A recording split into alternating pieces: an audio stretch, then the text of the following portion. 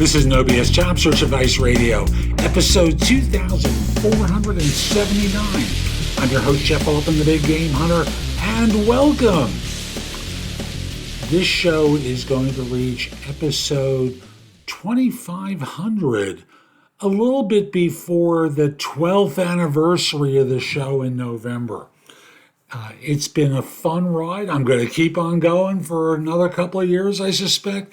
Probably around episode 3000 we'll bring it to a close, but that's a while off. But no matter. I'll just simply say today I've got an interview going with a woman named April Mason, and we're going to talk about the transformative nature of a job search so that in this way you can get maximum return, maximum benefit, and do some things that's going to help you learn and grow and be more effective in your search. Hope you find this helpful and give it a great review wherever you listen to the show or watch the show, because on Spotify it's a video podcast.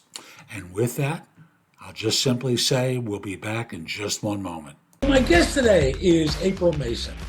April is a former Fortune 100 recruiter who also worked as an agency recruiter, placing all levels of employees from entry level to VP to senior VP level executives.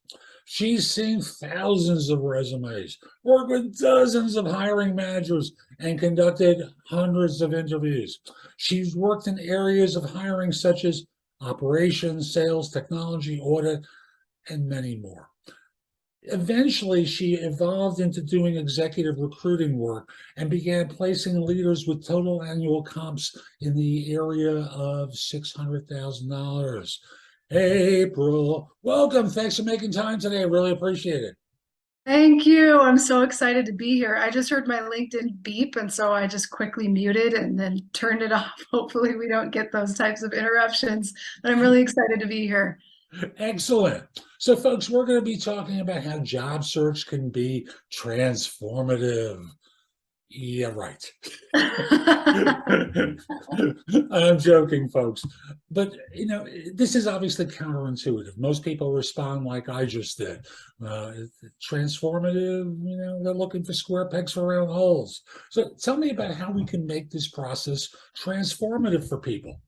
Yes. So yes, absolutely. What you said is 100% accurate. I've heard job search associated with words like soul sucking, defeating, confidence sucking, just like these we all have this association. We'd rather be cleaning our ovens than beginning a job search, And so yeah, my message is that it truly can be transformative if we allow it to be.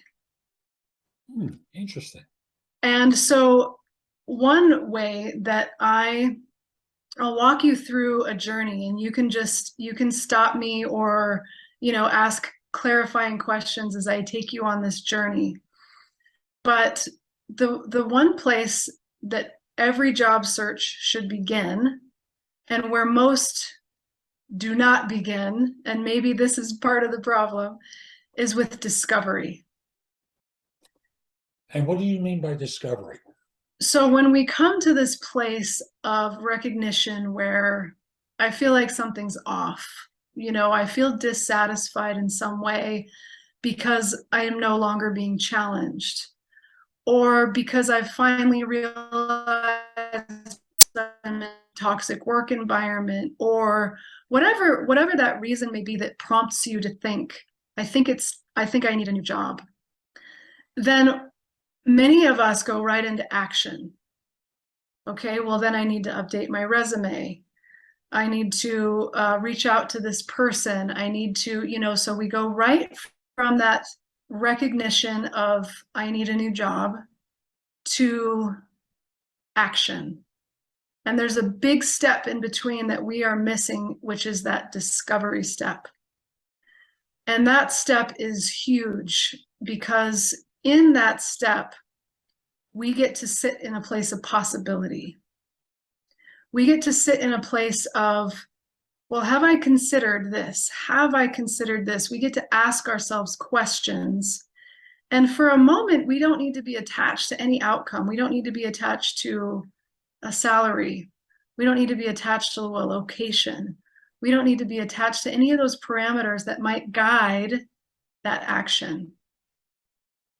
Does that make sense? It makes perfect sense. One of the questions I use when I coach people, and I get them at the beginning, is what's most important to you in the next job organization? What will you need to see or hear or feel in order to believe it's a good choice for you? Which sounds like that self-awareness piece. So you're not just leaping into action. I've got to do stuff.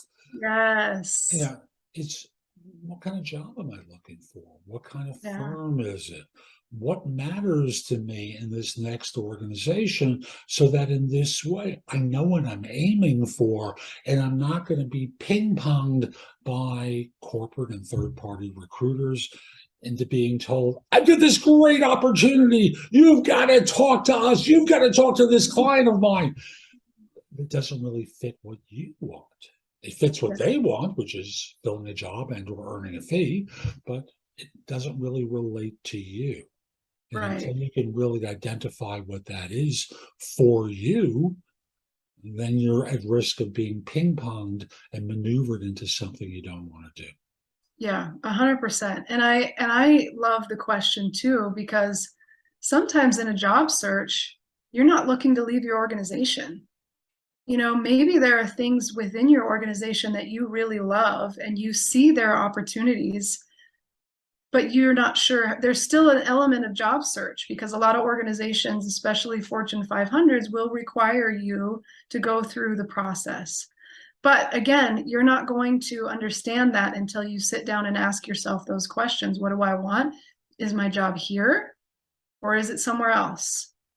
Is it in my same industry or is it a different industry? Is it what I'm doing or do I want to expand? Do I want to, so a lot of these key questions get to be answered. And that's part that begins your transformational process is by sitting in the place. What I like to have people do is go into LinkedIn or Monster or Indeed, just some sort of, database of jobs and to just explore with no parameters. Don't worry for a minute if it's remote or hybrid. Don't worry for a second if it's in the location you need. Don't worry for a minute whether it's in the salary you need. Just no parameters. Go in and start looking for job titles you think you're interested in. And notice what jumps out at you. And I tell them to look for patterns. So for instance, like I just spoke with a client and she said, I love it when I hear the word collaboration. I love it when I hear imagination. And so some of those words were jumping out at her. And so even beyond those questions of is it here, is it there, is it da da da da da, we can even sit in the place of possibility and notice the description of the jobs that are really appealing to us. So that's another example of an exercise of a discovery. And as we discover, we start to feel the energy of the job search elevate because we're learning about ourselves. And who doesn't like to learn more about themselves? I could think of four people, but that's about it. I'm And surprised you have four.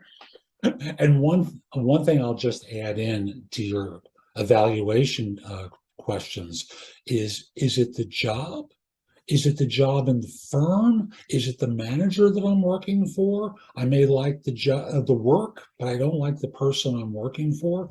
Can I save it at this company, or do I need to go somewhere else? Because often that's a parameter that people forget. Yes. If I don't like working here, I have to leave. And it's really I don't like working for my manager. She or he Right. is a problem person to me. Other people may love her, him, but it doesn't really matter. For me, they're not the right person. Yeah. So to me, that it's always a question that people forget to ask themselves. Right. Yeah, absolutely. And that's why, I'll just put in a little plug here too, just for coaches in general, because a lot of times coaches reflect back to you things and ask you questions that you might not think to ask for yourself, just like what Jeff did now. And so it's like, oh, I never even thought to ask. I never thought to look underneath that. And a lot of times having a third party, if coaching isn't your thing or whatever, ask a friend, and whatever it takes to get a third party into the mix when you're going through this discovery process is really supportive when you begin. And for me, not because I'm a coach, but I just find that, a husband, wife, partner, friend, former colleague, they're well-meaning amateurs. And their intentions are absolutely good, but they just don't know. They think they know. Even the most convincing manager or leader in an organization, they know what they know, which relates to how they do the assessment. It Mm, doesn't necessarily mean they know really what the market's like and how to help someone get a job. They just know what they look for when they hire. Uh, yeah, that's a so, great point. That's a so great point. well-meaning amateurs are great as a fallback position, especially if you're working with a coach as a check and balance with the coach that you choose. So, Mm, yeah, great point. So the next thing, like once you have gone through a significant discovery and you've received clarity, then the next thing people notice is that they're not getting responses. So they're finding their dream job or what have you. They really excited, like this is it. I know this is it, or whatever the scenario might be, internal, external job. You put in your application and nothing. And you put in another application and nothing. And so that's where a lot of this self-defeatist kind of those feelings come into play. Is it's worse to hear nothing than it is even to hear something and it's that thanks but no thanks letter. Nothing is far more common, and it feels far more destructive, because a lot of times people don't know what's going on the other side, and they don't understand it's not you. It's not you, but it could be your resume. It could be something about how the resume is reflecting you, not you, but the way the resume is reflecting you to someone else. And so the next step that I believe is so transformational and transformative, because I've seen it, is when someone finally has a resume that reflects who they are. And the reason it's so transformative is because when I hand someone a piece of paper, and yes, it sounds again counterintuitive to actually have a piece of paper that I'm confident reflects me, but it's possible. And when you take that energy and that new piece of paper and the confidence that goes with it into a job search, again, you're elevating the job search from that place of soul sucking to that place of transformation, because you feel different. And again, I'll just pause. Does that make sense? yes, it does, because it boosts your confidence. And as I said on an interview that you did of me, when firms hire, competence is only one variable they look for. Self-confidence is the second thing I always point to, because when firms hire, one of the things they want to feel is they want to trust someone. They want to be confident that you're the solution to a problem. And where you can project self-confidence, even as an introvert, you've got your version of how you present yourself with self-confidence. It makes a huge difference to the person that you're speaking with, because it inspires confidence that you're the solution to their problem. Yeah, absolutely. Well said. And so, and a resume, like how, I'll just give a brief, because this could be a whole nother podcast, but how does one do that in a resume? How does one do that in a resume? Yes. And that's the question that I've heard again and again and again. And the answer is simple, of course, like most answers are, but it's results oriented bullet points. Speaking about your accomplishments rather than your job description.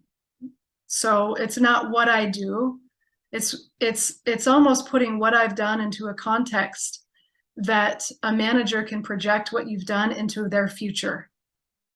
Because I did this, the manager can see how you can fit into, like you said, Jeff, that problem that they have. And so you're creating a resume from your past accomplishments, but you're doing it in such a way where the manager can then see how you fit into their future problems. So if you were to think back to a resume that you rewrote or you wrote from scratch and provided a 1 or 2 sentence illustration of that off the top of your head. So we know it's not going to be perfect. It could be a little Yeah. rough, but the idea becomes it gives people a specific idea of how to construct it. Could you Yes, offer up one of absolutely. those? Absolutely. So let's take a manager. And so managers oftentimes will put a bullet point, something like this. I led, mentored, hired, and directed. I'm just coming up with words here, Mhm. but a team of sales individuals, right? And so in that, what they're doing is they're putting in a job description, and they want to show you, that I don't just have a team, I lead a team, and that's good. They also want to show you that they participated in the hiring of the team. So they're saying a word, putting in a descriptor like interviewed. And so I see a lot of times what people are doing when they put in a lot of these descriptors, these verbs to describe what they do. But all of those verbs get watered down by providing too much information about, too much about the description of what you do. When I rewrite that, what I want to know is, how many people do you lead? And so you're qualifying. So I want to know an example. So if you tell me you mentored someone, give me an example of a time where you mentored that person and it made a difference. So just going back to that bullet point, how I might have rewritten it is by saying, mentored a team of 12 sales individuals who were underperforming to a 98% customer satisfaction rate, something like that. So then what have I done? Instead of saying that I led, mentored, interviewed, I'm showing you that I led and mentored by the results that I just described for you. I quantified the team. So someone who's looking for a manager of a team of 50 might understand that that's not my wheelhouse. And I also quantified for you the results. And so then that manager who's like, oh my gosh, my customer service has really tanked since, Bob left, can see, well, that's the person I need. Look at what they did. And so then they're taking your past accomplishment, plugging it into their future problem, and you did it all without saying led, mentored, interview, whatever, all of those verbs that a lot of us put into our bullet points to describe what we do. Cool. So you wouldn't use that led mentored sentence. You just go right into the descriptor. Oh yeah, I would go right into the accomplishment, and make sure you include a result. So I turned around the team, and what was the result? The result was 98% customer satisfaction, and any employer can understand how that would improve their bottom line. Excellent. And that makes perfect sense since business is the language of numbers. Right. So you're giving them a number metric that allows them to see your impact on an organization. The one tweak I know I've sometimes suggested is an improvement from a 91 to a 98%. Yes. Great. Yeah. So Absolutely. there's a differentiator. This is the way it was. Yeah. I'm the hero of the cowboy movie. I saved the Yes. day. Uh, Absolutely. Yeah. Great point. And so then going back to what we talked about, when you have a resume that's full of that, you've just leveled up your confidence and you're proud to hand in this resume that's full of your accomplishments. You're proud to show someone what you've brought to the table so that they can then see what you're going to bring to the table. Right, just bumped my desk there. Too much hand talking. But, so that's, again, going back to what we are talking about. So it's transformational, because when you have a resume like that, it transforms the whole energy of the job search. And I've seen it. So I know it's possible. Without a doubt, and I've seen it too. So we've covered 2 points so far. What's the next one that helps someone become have a transformational experience during this process? The next one is networking.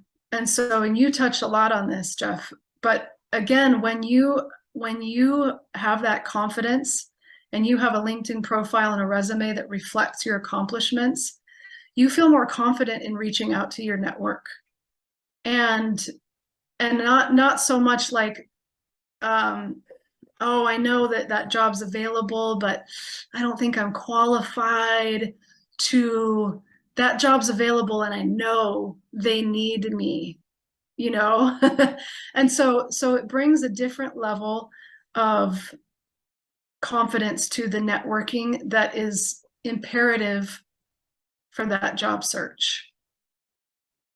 When, like, and a lot of times, and I know a lot of coaches talk about this too, when you're reaching out to people, even cold contacts, people that you don't know, or maybe second degree contacts, it gives the person you're asking to refer you or introduce you to someone else more confidence in you.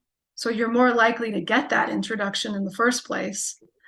And then, or if you're reaching out to someone cold and you are confident in what's being portrayed on your LinkedIn profile, then you just bring a different energy. You're just bringing a different level of confidence, knowing that they're going to check you out and be like, oh, I actually do want to talk to her. Or, oh, wow, he looks like someone that I'd be interested in hiring, And so that it brings a different confidence to the networking. And thus, the goal in the networking, of course, is building the relationship or recreating or reactivating the relationship that you've had with someone so that they reconnect with you. They feel good about talking with you, especially at times when you might not be aggressively looking for work, but it might come up in the not too distant future. No one likes to feel like they're one of those people. I show up when I need you. Otherwise, don't expect to ever hear from me, and don't you ever contact me. I'd never Yeah. help you. And I must say, so many people conduct themselves in that way. That's a great point. And I love what you said about, no, I forgot it. Is it the one of those people? No, it was before that. When, Just basically keeping your network fresh, yes. looking, not always contacting people when you need them, but it's the same thing with that resume and that LinkedIn profile. So if you just finished a big project, add it to your resume, add it to your LinkedIn profile. So as you're keeping those networking connections fresh, they're seeing the additions on your LinkedIn profile. They're seeing the updates. Post an obstacle you overcame in the process of that project, and people are going to notice, and people are going to see, they're going to relate. And so it's not like a one and done thing. Even if you're perfectly happy in your job, this job search process is something that can begin to transform you right now as you implement these techniques. And with LinkedIn, folks, I'll just remind you, since you're probably connected to people that you work with, you will want to turn off, under privacy settings on LinkedIn, you want to turn off the notification to people in your network that you've made a change. so that you're not telling your boss, hey, I just updated my LinkedIn profile. Maybe you should talk to me about staying. Because the first instinct is he's updating their profile. They're looking for a job. Yeah, that's a good point. Unless you're just posting about a project, right? If you're posting about that project you just finished, no, and it's not confidential or whatever, then yeah, then it's okay for your boss to see. But that's a good point, to turn off the notifications um, in the situation you are actually looking. Excellent. So I'm a believer that people should be regularly updating their resume every 3, 4 months at a minimum, under the premise that number one, it's helpful for review time because your manager may leave, your boss may leave, and now you've got someone critiquing you who doesn't really know you. And so often people feel stressed at times like that. And they're not prepared. So the goal becomes very simply, by doing this on a regular basis, you have an opportunity to have it up to date in case here it comes, corny sound effect, opportunity knocks, and someone reaches out to you about an opportunity that makes sense for you. You're ready. You're not constructing the resume, feeling pressure, stress, conflict with your work. Oh my God. And all that fear that brings up the cortisol levels that cause people to worry. So keep updating your resume and profile regularly. It just serves you. Yeah, Now, absolutely. now we've covered 3 things so far that Yeah. can make something transformative. Yes, yes. Is You there a ready for fourth? number four? There's a number Woo, four, woo. four and final. So when you have this updated resume that talks about your accomplishments and you've been selected for the interview process, it is going to up-level your interview immensely. Why? Because that resume is the guide. The resume is the guide for the recruiter. The resume is the guide for the hiring manager, especially. And so when they're starting from this place of already understanding your accomplishments, that's what you get to talk about. That's what the interview will be about. And rather than you having to explain so much up front, you will dive right into the conversations about how I overcame the obstacle. How did I get that result? And that conversation is transformative in itself, because you're going to light up as you talk about your accomplishments. You're going to sound competent and confident as you talk about your accomplishments. And so having that type of resume up levels the interview. And as most of us, well, I don't know if most of you, but most of us in the inner circles of who have been in the inner circles of recruiting understand, the job offer negotiation starts right when they see the resume. And so the resume, the interview, it's like you might think you're not negotiating your job until you actually get the verbal offer or the written offer in hand, and that's not the case. And so by having a resume written in this way, you're transforming the entire job search without even knowing it, because people are coming in with a higher impression of you. And so whereas, there's oftentimes a range for the job, the salary range, that this job has been slated for a certain range. They're automatically thinking of you at the higher end of the range from the minute they see that resume. And when you go in for that interview, and rather than going through the weeds of tell me about this and tell me about that, the hiring manager is already diving into a conversation about your accomplishments, which is up leveling them even more in up leveling you even more in their eyes. And so when you get that offer, you're starting your negotiations from a higher range than that person who doesn't have the results-oriented resume, who hasn't thought about what jobs they want, who didn't go through that discovery process, and who didn't, network from a place of confidence. So there are 4 ways already that you're up leveling and creating this transformational experience rather than the soul-sucking experience that most of us have had at some point, and many of us still have with our job search. It's always so sad when people get on the conveyor belt and allow themselves to be processed like cheap meat into And we don't, sausage. yeah, I don't know any other way though. We don't know any other way until you hear a podcast or an interview like this and go, oh, okay, I get it, or I'm starting to get it. Yeah, and it takes more. These are the four basics, the four pillars of making this transformative. And I know April knows ways, and I know ways as well that we can elevate that even higher. But we wanted to give you basics today that identify good ways to make some changes so you develop more confidence, you can be more effective all the way through. But I'm curious, April, what haven't we covered yet that we really should today? That's a great question. I know you asked it of me. Yeah.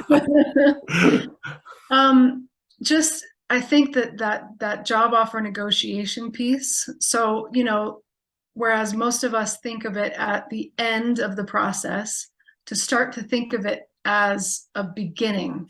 So right from the first conversation you have with that recruiter is where you start negotiating your job offer.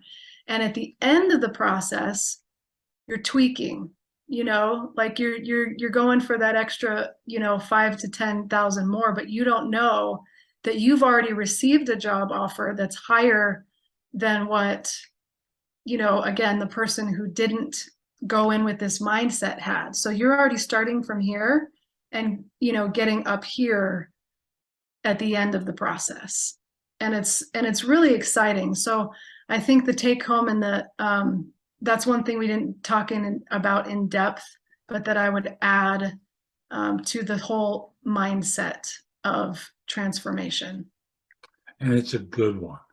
Folks, recruiters are negotiating from the time they ask the question, so how much are you looking for? That's their negotiating question.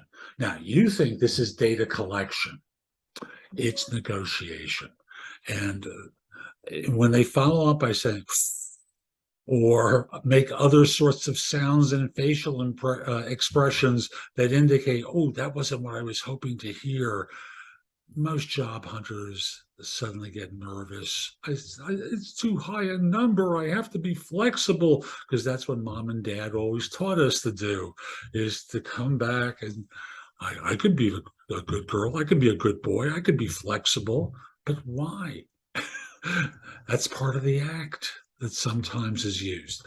And the truth is, at the time you're asked the question when they're negotiating, you don't know enough about the job, your manager, the team, how you're going to be evaluated and assessed for success in the role. You don't know enough of that to really determine whether you should be flexible.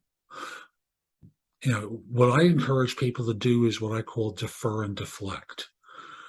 But that's the idea of simply saying, could you give me a sense of what the range is for the role? I asked you first. Yeah, I know, but I'm just curious. What's the range for the role? And they tell you, yeah, I can work within that. But I also want you to understand that I really don't know enough about the job to really fully agree here. So don't take that as being a firm commitment on my part, because I haven't met my boss. I've just seen a job description. I don't have an idea Yeah. of how she or he's going to evaluate me. So could we Yeah. come back to that later on? Defer, deflect, and Mm. that will really help you get through the money questions that show up at the beginning, where, as you said, they're starting the negotiation and now you're catching it.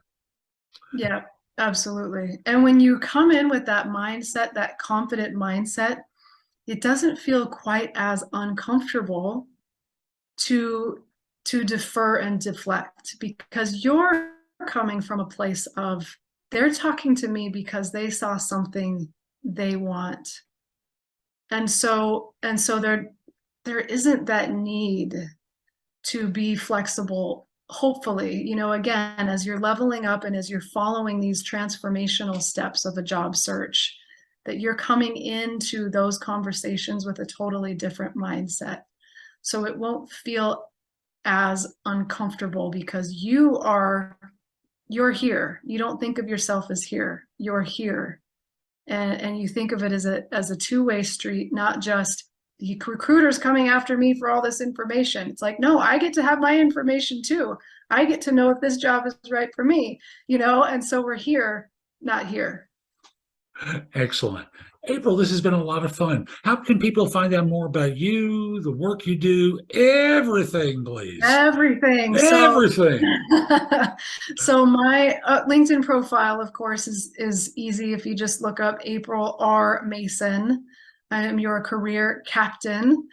And then if you also, my website is www.12nooncc.com. So that's 12nooncc for careerconsulting.com. 12 is spelled out. So not the number 12, but 12 spelled out. And that's because 12 noon is when the sun is at its highest point, when things are the brightest and the warmest. And that's how I see your job search and your job transformation. Sweet. I love that. April, thank you. And folks, we'll be back soon with more. I'm Jeff Altman, the Big Game Hunter. Hope you enjoyed today's interview. If you're watching it on YouTube, if you're seeing it on LinkedIn, wherever you're watching it or listening to it, because it'll come out as a video podcast, share it, leave a comment, do something that lets people know it was worthwhile. Also want to invite you over to my website, thebiggamehunter.us, where there's a ton in the blog that you can watch, listen to, or read that'll help you find work more quickly. Plus, there's information about my courses that you can rent or buy, my books and guides. There's just a lot there that's available.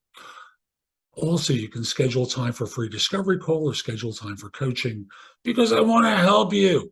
Lastly, connect with me on LinkedIn at linkedin.com/IN/the Big Game Hunter. Have a terrific day, and most importantly, be great.